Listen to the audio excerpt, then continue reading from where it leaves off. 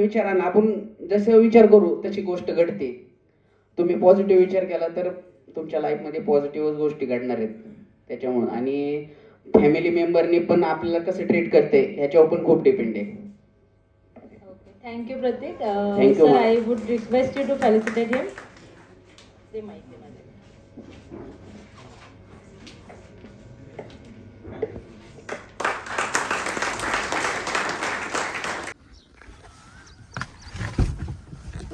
चला आपल्या ब्लॉगला सुरुवात झालेली आहे आणि आता आपण चाललेलो आहे रुबी हॉल, वानवरीच्या रुबी हॉलला. आणि तिथं आपल्याला नेफ्रोप्लस कंपनीचा एक इव्हेंट आहे, त्यांनी तिथं आपल्याला इन्व्हाइट केलेलं आहे. सगळ्या डायलिसिसवाल्यांसाठी आहे तो, त्याच्यामुळे आपण सगळे चाललेलो आहे. तिथं आपल्याला खूप डायलिसिस पेशंट्स वगैरे सगळे भेटतील. तर बघू चला पुढं. पाहू शकता आपण रुबी हॉलच्या आलेलो आहे आणि आपल्या इथं बिल्डिंगच्या वर सेकंड फ्लोअरवर जायचं आहे. कार्यक्रम आहे. बहुतेक आपण लेट झालो आहे का लवकर आले मला काय माहीत नाही. बघू पुढं चला. पुढं आतमध्ये जाणार आपण. हा काय संबंध, 9चा टायमिंग आहे. इकडे इथून आज जायचं. चला आतमध्ये घेणार एक बरीच मोठी बिल्डिंग. चलो अशा प्रकारे आपण आतमध्ये प्रवेश घेतलेला आहे आणि बाया शेटने लिफ्टचं बटन दाबलेलं आहे. दाबले का?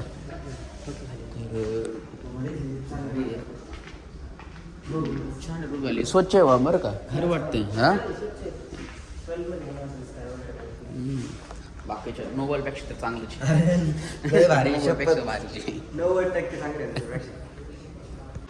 आपण सेकंड फ्लोअरवाल्याला आहे नेप्रो प्लसवाले.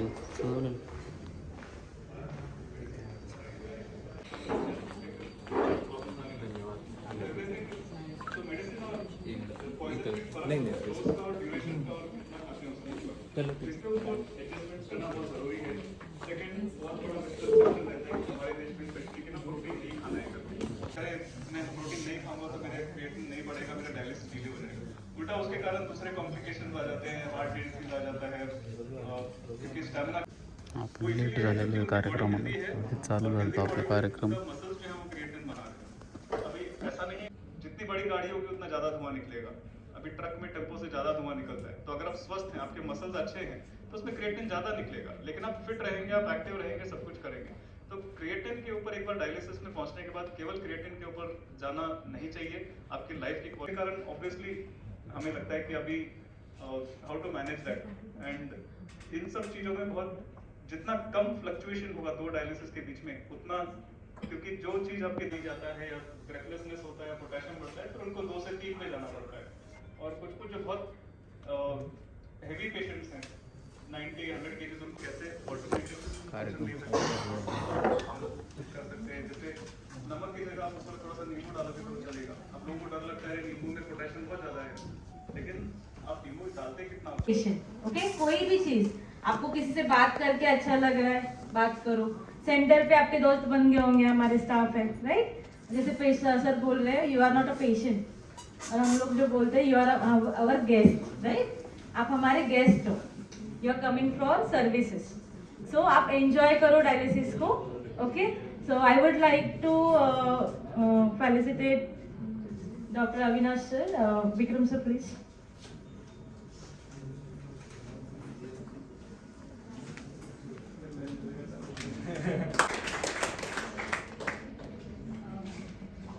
अगर सर के लिए कुछ क्वेश्चंस है तो आप लोग अभी पूछ सकते हैं. एक्चुअली सर को राउंड्स के लिए जाना है, तो अगर किसी के क्वेश्चंस हो गए तो आप हाथ. डिजीज कैसे डिटेक्ट कर सकते हैं पहले, ये आपका सवाल है. और जनरली आई थिंक ये इनके लिए है जिनको अभी तक कुछ प्रॉब्लम नहीं है.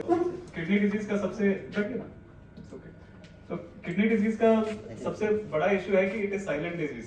एंड जनरली हम लोग सोचते हैं कि जब किडनी का कुछ होगा तो मुझे इधर दर्द होगा या कुछ यूरिन में मालूम पड़ेगा. बट जो क्रॉनिक किडनी डिजीज है उसमें 95% पेशेंट्स में कोई सिम्टम्स होते नहीं. तो जनरली रिकमेंड ये किया जाता है कि जिसको या तो डायबिटीज है, ब्लड प्रेशर है, वेट ज्यादा है, जिसके फैमिली में किडनी की प्रॉब्लम रही है, या ऐसा कुछ प्रॉब्लम है जिसके लिए काफी पेन किलर्स लेने की जरूरत पड़ रही है, जैसे कुछ रूमेटॉइड आर्थराइटिस, गठिया के पेशेंट्स होते हैं, उनको काफी पेन किलर्स चले होते हैं, तो उनको एटलीस्ट साल में एक बार अपना जो सीरम क्रिएटिनिन है और उससे EGFR कैलकुलेट होता है। आजकल काफी सारे लैब EGFR साथ में देते हैं जो स्टैंडर्ड लैब्स हैं, और साथ में यूरिन में अगर कोई प्रोटीन जा रहा है या RBCs जा रही है, ये 2 टेस्ट की ही जरूरत पड़ती है। कोई बहुत एक्सपेंसिव स्कैन्स वगैरह नहीं चाहिए होता है, तो साल में ये 2 चीजें करने से किडनी की जो प्रॉब्लम है जल्दी डिटेक्ट होती है। और जिनको सिम्टम्स, जिस चीज के बारे में ध्यान रखना चाहिए, सपोज आपको बार बार रात में पेशाब के लिए उठना पड़ रहा है, तो that can be a sign कि किडनी में वीकनेस शुरू हो रही है, और ये बहुत शुरुआत की सिम्टम रहते हैं। और सबको लगता है कि किडनी प्रॉब्लम होगी तो पहले यूरिन कम होगा। यूरिन कम होना बहुत बाद में होता है, यूरिन पहले बढ़ता है। इसका कारण एक है कि नॉर्मली हम लोग रात को सोते हैं 7-8 घंटे, तो जो ब्रेन का सिस्टम ऐसा बना हुआ है कि जब हम लोग सोते हैं तो उसमें से एक हार्मोन निकलता है जो किडनी को बोलता है कि अभी यूरिन कम बनाओ, ये सो रहा है, इसको रेस्ट करने दो। लेकिन जैसे जैसे किडनी वीक होती है तो वो हार्मोन बनता है, लेकिन उसका किडनी पे इफेक्ट होता नहीं है। तो वो किडनी रात में भी उतना यूरिन बनाती है जितना दिन में बनाती है, और बार बार फिर उसके लिए उठना पड़ता है। तो कई बार ये चीज इग्नोर हो जाती है। जब हमारे पास पेशेंट आते हैं, हम लोग पूछते हैं कि कितने साल से ऐसे सिम्टम था, फिर उसको याद आता है हाँ मुझे तो ये 4 साल से हो रहा है, बट कभी उसके पीछे एनालिसिस नहीं हुआ। उसका दूसरे कारण भी हो सकते हैं, शुगर के कारण हो सकता है, UTI के कारण हो सकता है, तो टेस्ट करके क्लियर करना जरूरी है कि ऐसा कुछ प्रॉब्लम है कि नहीं है। यूरिन में बहुत सारा झाग दिख रहा है अगर, तो प्रोटीन हैप्पीली रहता है। So I ask him to share he story. पीछे हम कुछ उसके वीडियो चलाएंगे जो ब्लॉग बनाता है अपने लाइफ के ऊपर, जहाँ पे घूमने जाता है या स्विम करने जाता है, तो उसका वीडियोस पीछे प्ले करेंगे एंड हिल टॉक। बसून कंपनीवाला असेल किंवा जर organic करायचं असेल, हो करू शकताय. हा. तर नमस्कार, माझं नाव आहे प्रतीक धुमाळ आणि मी 2010 पासून डायलिसिस करतोय. तर मला जन्मापासूनच प्रॉब्लेम आहे, कारण की तसं तर विचार केला तर मी 6-7 महिन्याचा असल्यापासूनच कंटिन्यू हॉस्पिटल, 10 दिवस घरी, 10 दिवस हॉस्पिटल, असं म्हणजे अख्खी लाईफ माझ्या हॉस्पिटलमध्ये चाललेली आहे. पण 2010 पासून डायलिसिस मला तसं चालू झालेलं आहे. आणि 2010 पासून डायलिसिस चालू झाल्यापासून एक 3-4 वर्ष नाही, याच्यात 3-4 वर्ष ऍडजस्ट व्हायला थोडा त्रास झाला. आणि नंतर थोडं मग स्ट्रगल करत 2017ला माझं ट्रान्सप्लांट झालं. 2000 ट्रान्सप्लांट झालं. त्याच्यानंतर परत थोडं सर्जरीमध्ये प्रॉब्लेम आल्यामुळे परत मला रिजेक्शन झालं. 2019 पासून परत मी डायलिसिसवर आलो. 2019ला मी डायलिसिसवर आल्यापासून परत मग थोडंसं माइंड चेंज केला वगैरे, आणि मग मी यूट्यूब चॅनल चालू केला. मग त्याच्याशिवाय मी ट्रॅव्हल करायला लागलो आणि हे हॉस्पिटल वगैरे ह्या गोष्टीकडे जरा इग्नोर करायला लागलो. आणि डायलिसिस करत मी फिरायला लागलो. म्हणजे जास्त करून मेंटल हेल्थ वगैरे ह्याच्यामध्ये माझ्या सुधारणा होत गेली. मग फिरत असताना म्हणजे आता पहिलं मी वीकली 3 डायलिसिस करायचो, आता 2च डायलिसिस करतो, कारण की मला जास्त टाइम सापडतो ट्रॅव्हल करण्यासाठी. त्याच्यामुळे मी वीकली 2च डायलिसिस करतो, बाकीचे डाएट वगैरे कंट्रोल करून. आणि मग अशाच प्रकारे बाकीचा काय तर त्रास नाही मला. मी ट्रेक वगैरे जातो, 15-15, 20-20 किलोमीटर ट्रेक करतो. हां, वॉकिंगला प्रॉब्लेम नाही, काय नाही, आणि बाकीचं काय नाही, सगळं एवढंच. त्याचं कारण काय प्रतीक, पुन्हा एकदा सांगशील सगळ्यांना काय कारण है एवढं चांगलं, तू एवढं 15-15 किलोमीटर, 15 किलोमीटर्स वो चलता है, so that is good thing. वो एक्सरसाइज कर रहा है, उसका डाइट अच्छा है. डाइट में क्या क्या खाते हो आप? डाएट मध्ये रेग्युलर आपलं जे नॉर्मल आहे ते फक्त काही म्हणजे पोटॅशियम फ्री डाएट घेतो मी शक्यतो. पोटॅशियम जेवढं इग्नोर करता येईल तेवढं पोटॅशियम इग्नोर करतो. त्याच्यामुळे कसं जास्त त्रास होत नाही मला हार्टला वगैरे एक्सरसाइज करणं म्हणजे. आणि जेवढं स्वेटिंग होईल तेवढं मी म्हणजे एक्सरसाइज जास्त करतो. जे वॉकिंग वगैरे, रनिंग सुद्धा करतो मी, काय प्रॉब्लेम येत नाही मला. फक्त कॅल्शियम जास्त आपल्याला इंटेक केलं म्हणजे चांगलं असतं, प्रोटीन, कॅल्शियम. बाकीचं काही डायलिसिस केल्यामुळे तर ओकेच. फक्त 4 तास थोडंसं विकनेस येतो. नंतर आफ्टर डायलिसिस आफ्टर 1 आवर मी 12 तास म्हणलं तरी कंटिन्यू नॉनस्टॉप ड्रायव्हिंग करतो. 1200 किलोमीटर नॉनस्टॉप ड्रायव्हिंग करतो मी. इथून साऊथ यूथ वगैरे म्हणजे गडीभर पूर्ण देश फिरतो मी. So, प्रतीकसाठी एक जोरदार टाळ्या झाल्या पाहिजे, बिकॉज त्याने खूप जास्त चांगल्या पद्धतीने त्याची मेंटल हेल्थ सुद्धा ठेवली आहे. So his meditation is travelling, so he is travelling ना for his own health, so that is good. Really wonderful. मतलब he is an example for every one of us, जो हम लोग सोचते हैं कि ना अभी डायलिसिस पे लाइफ खत्म हो गई है और कुछ नहीं कर सकते हैं. सो कौन बोल सकता है कि he is doing more than जो नॉर्मल इंसान से ज्यादा कर पा रहा है वो. सो इट्स ऑल यहाँ पे. तो एक दूसरे को पॉजिटिव एनर्जी दो, ऐसे एग्जाम्पल्स को देखो और खुद भी हैव अ गुड लाइफ. आणि असं नाही की मी ट्रेक म्हणजे नॉर्मल वॉक वगैरे करतो, असं नाही की असं कुठं पण डोंगरात वगैरे. आता देवकुंड वॉटरफॉल येऊन जाऊन 15-16 किलोमीटर ट्रेकिंग वर चढायचं उतरायचं सगळं करतो. काळू वॉटरफॉल तुम्हाला माहित असेल, रिव्हर क्रॉसिंग स्वतः स्विमिंग करून क्रॉस करतो मी, काय प्रॉब्लेम नाही.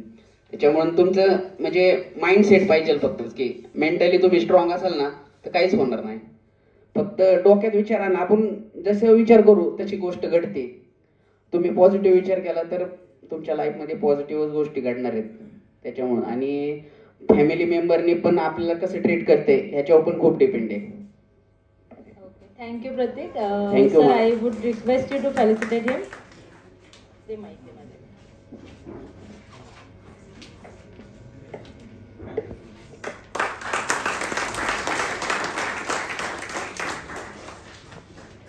Okay so next Anil Madhale. मी नवरोजीवाडी या महाविद्यालयात राज्यशास्त्राचा प्राध्यापक आहे. गेले 5 वर्षापासून डायलिसिसवर आहे. मी काय असं गाणं वगैरे काही म्हणत नाही आहे. एक दोन म्हणजे सिच्युएशन अशी करूयात की एक आपल्याला गाणं माहिती आहे पण त्या गाण्याला एक वेगळी चाल दिली गेली असा मुद्दा आहे. म्हणजे एका पोवाडा गाणाऱ्याला जर आपण एक गाणं म्हणायला दिलं, थोडक्यात पोवाडा म्हणणारा आहे आणि त्याच्यासमोर एक गाणं आहे की आपण सागर पिक्चरमधलं गाणं ऐकलं असेल की चेहरा है या चांद खिला है, जुल्फ घनेरी छाव है क्या, सागर जैसी आंखों वाली, ये तो बता तेरा नाम है क्या.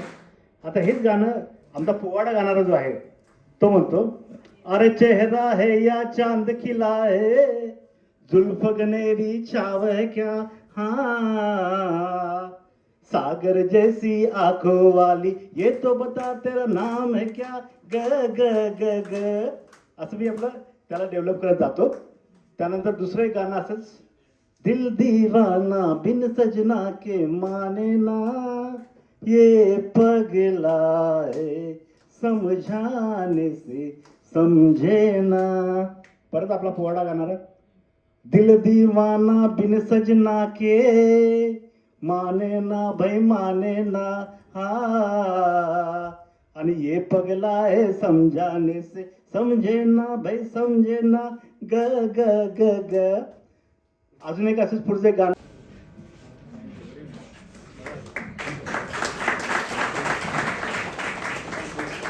you to enjoy the dance and please give a big round of applause for us.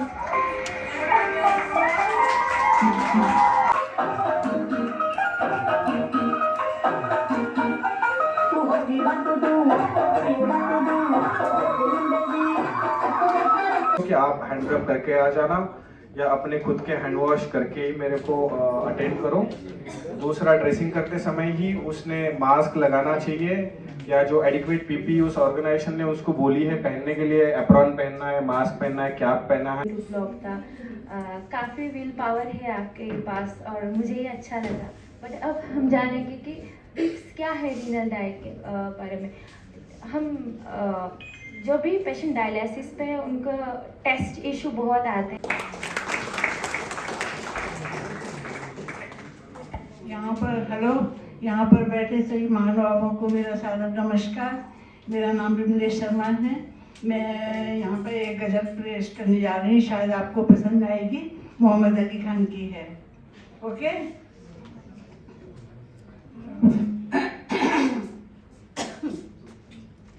रफ्ता रफ्ता वो मेरी हस्ती के सामा हो गए.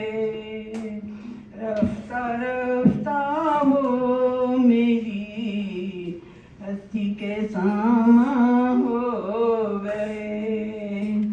पहले जान फिर जाने जान फिर जाने जाना हो गए. मुश्किल तो कभी आसान होती है, जिंदगी कभी मुश्किल तो कभी आसान होती है. आंखों में नमी, होठों पे मुस्कान होती है. ना भूलना अपनी मुस्कुराहट को कभी, इसी से आपकी हर मुश्किल आसान होती है। Thank you. ये गाना अभी पेश करूंगा आपके। तो मैं यही आप लोगों से कहूँगा, डायलिसिस के बाद जैसे ही एनर्जी मिले थोड़ा, उस एनर्जी को यूज करके हम लोग और एनर्जी पा सकते हैं। फील्ड में जाएं, वॉकिंग करें, घूमें, एक्सरसाइज करें, जितना हो सके अपने कैपेसिटी के हिसाब से, जितना हो सके, तो इससे बेटर फील होता है। रनिंग करना है, रनिंग कर सकते हैं। मैं रनिंग भी करता हूँ, क्रिकेट भी खेल लेता हूँ बच्चों के साथ, स्विमिंग भी करता हूँ, सब कुछ। कुछ भी ऐसा नहीं है कि फील करता हूँ कि हाँ बीमार हूँ। Okay, thank you. अब मैं अपना एक गाना छोटा सा आप लोगों के साथ प्रस्तुत करने जा रहा हूँ। पल पल दिल के पास तुम रहती हो, पल पल दिल के पास तुम रहती हो। येऊन परफॉर्म करते तर थोडं घाबरल्यासारखं वाटतंय, त्यामुळे जरा मला सांभाळून घ्या तुम्ही. तसं मी युनिटमध्ये खूप परफॉर्म करते सगळ्यांसमोर. हां, आणि घरी आज मी अशी आहे ते फक्त माझ्या फॅमिलीमुळे, माझ्या नवऱ्यामुळे, म्हणजे माझ्या कानामुळे. म्हणजे माझ्या मिस्टरांचं नाव कान्हैया आहे आणि माझी फॅमिली मला खूप चांगलं सपोर्ट करते. आणि घरातलं वातावरणही मी असं आजारी असल्यासारखं ठेवत नाही, कोणावरही डिपेंड राहत नाही.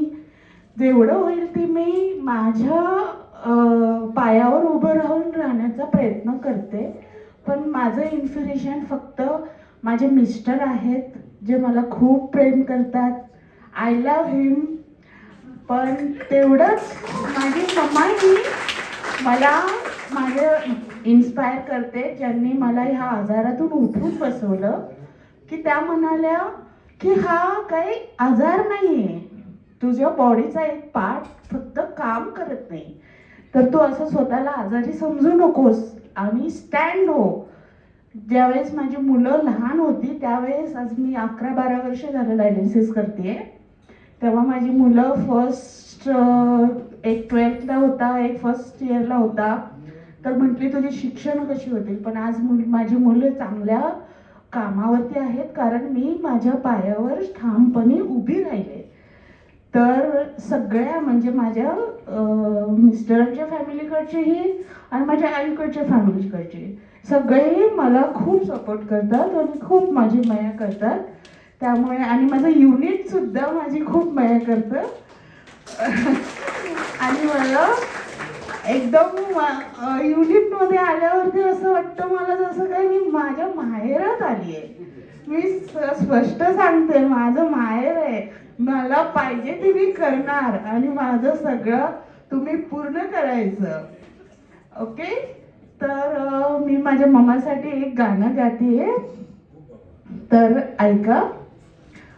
माँ, मेरी माँ, प्यारी माँ, मम्मा हो, माँ प्यारी माँ, मम्मा मेरी माँ. हाथों की लकीरें बदल जाएगी, गम की ये जंजीरें पिघल जाएगी. तू होते किसका डर है, तू दुआओं का असर है. माँ हो मेरी माँ, मम्मा मेरी माँ. बिगड़ी किस्मत भी बदल जाएगी, जिंदगी खुशी के तराने गाएगी.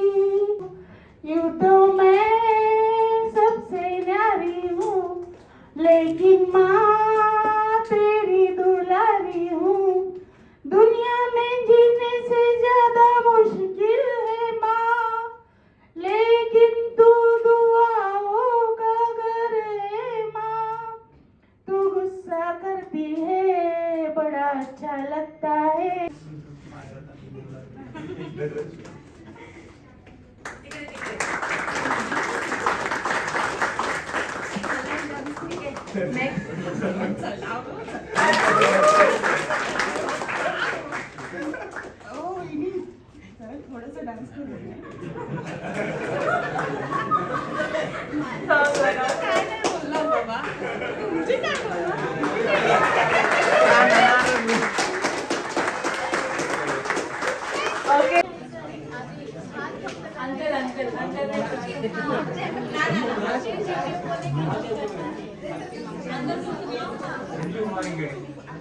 संजू अंकल त्यांना सेकंड डेफिनेशन हाथ पहले प्रॉम्प्ट नहीं करना है।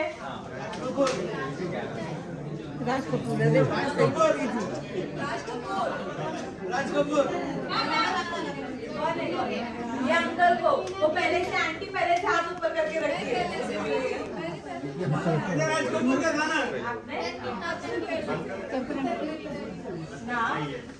आंसर क्या है? आंसर बताओ। Answer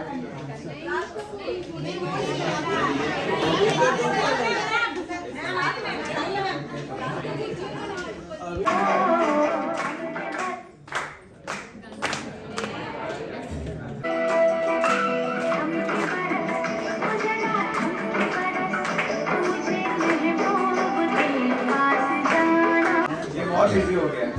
It was so easy, right? चलो next. जादू मिल गया। अब मतलब आप मुझे देख रहे हैं।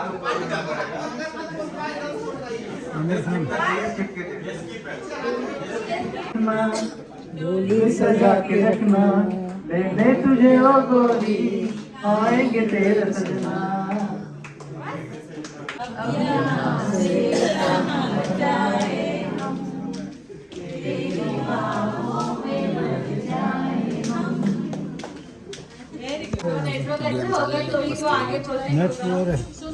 नहीं नेट का नहीं, अभी वो होगा चालू उनके होने के बाद।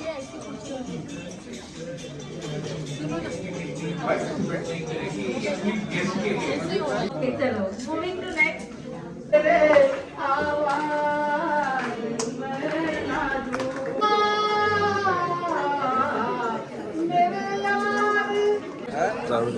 तर आपले नेप्रप्लसची टीम आहे आपल्या नोबल डायलिसिस सेंटरची, आणि मास्तर लेट आले काय?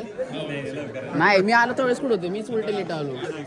मग जेवण खाऊन चालले आपल्याला उपाशी, आपण नाही जेवण माहिती जेवण करतो आषाढी आज जेवण नाही ना. काय तुमची मेंबर नुसतं चहा आणू का, चहा आणू का, चहा आणा म्हणलं, चहा पण नाही दिला कोणी आणून, मला माहिती आहे का? देऊ का? तुझ्यासाठी आणले तरी उपवास ना. आहे पोटॅशियम पुढे, आता डायट ऐकलं नाही हो तुम्ही.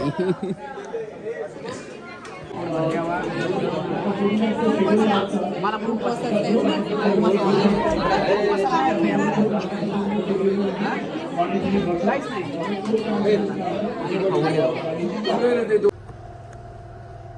चला तर आपला कार्यक्रम झालेला आहे आणि हा ब्लॉग इथे संपला. Tata bye bye.